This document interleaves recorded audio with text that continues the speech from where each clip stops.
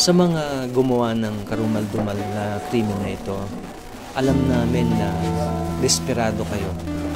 Kaya nyo ginagawa ito sapagkat hindi nyo kayang sagkaan ang pagsulong ng kilusang mapagpalaya at naghahangad ng tunay na katarungan sa ating lipunan. Berlin Guerrero na dinukot po kanina. May 27, 2007. Habang ginugunita ang unang taon ng pagpaslang sa aktivistang si Noli Capulong ng kanyang mga kaanak, kaibigan at kasamahan sa pakikibaka, tumambad naman ang balita ng isa pang trahedya. Tinukot ng mga armadong kalalakihan ang malapit na kaibigan ni Noli na si Pastor Berlin Guerrero. Kung ang inaakala po ninyo ay kami ay natatakot na ilantad ang kabulukan ng gobyerno at ng armed forces of the Philippines, nagkakamali po kayo. Kahit ano ang gawin nila, ang malawak na mamamayan ay patuloy na nakikibaka. Si Noli at Pastor Berlin ay kapwa-kasapi ng United Church of Christ in the Philippines at naging aktibo sa bagong Alyansang Makabayan, Southern Tagalog.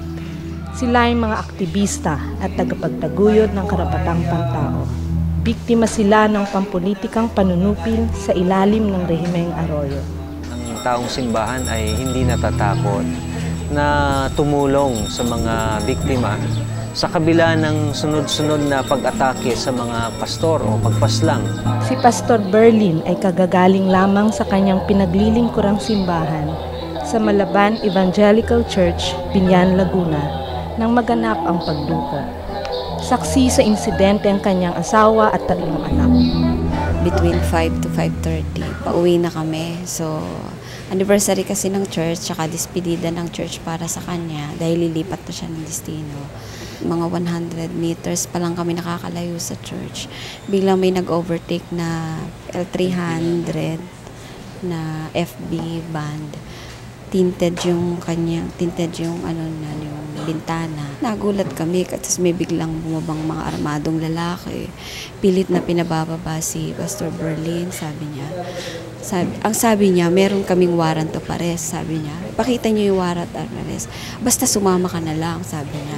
Habang pinipigilan ng anak ko yung pagdukot sa kanyang tatay, may 2 pang militarin pumunta dun sa kabilang side at kinuha namang sapilitan yung aking bag. Nung nag-overtake nga po yung van, may bumabang 3, tapos yung 2 po doon, armado po. Tapos nung binuksan na po nila yung pinto para ipasok yung tatay ko, nakakita pa po ako ng nagkakamera, parang binibideo pa po nila kung ano yung nangyayari. Parang nakakabasta sila, nakakainis sila. Nung after na makapag-communicate kami sa mga pastor, tsaka sa ibang mga kaibigan, mga kamag-anak, pumunta na kami sa police station para ipablatter yung Kaya lang napakatagal yung almost half lang na statement, na blatter report. Inabot kami ng 4 na oras. Hindi namin alam kung bakit ganun. Tapos ang dami nag-i-interview. Yun lang din naman yung tinatanong nila. So after dun sa police station, diretso kami dun sa Camp Vicente Lim. So pinag-intay pa rin kami sa gate kasi kailangan pa rin ng mga approval ng mga higher official bago kami papasukin. Parang ang tingin ko parang delaying tactics din ito para hindi namin pero hindi namin nakita. Hanggang ngayon di namin alam kung nasaan siya. Ang recent incident kasi niya na may kaugnayan dito nung May 30. May nangyaring pagdukot si Pastor Carlos de la Cruz tsaka yung isang dodong. Dinukot din siya, ganun-ganun din, unidentified. Tapos tinted din yung Tapos after 24 hours ay pinalabas din. So yung isang hinuli ay nakapagkwento na napagkamalan lang pala sila at ang target daw ay talaga si Pastor Berlin. Natatakot kami pero nagngangalit ang aming kalooban. Bakit ganito ang ginagawa? Sa mga taong nagtataguyod ng buhay, bakit silang ninanakawan ng buhay? Hindi lang sila kidnapper. Magnanakaw pa sila. Nananawagan ako lalo na sa gobyerno natin na ito ba yung sinasabi nilang programa nila para sa isang matatag na republika. Ang wasakin, ang basic unit ng society, ang pamilya, ang dukutin, patayin ang mga nagsasalita para sa katotohanan, para sa katarungan, nagtatanggol para sa karapatang pantao.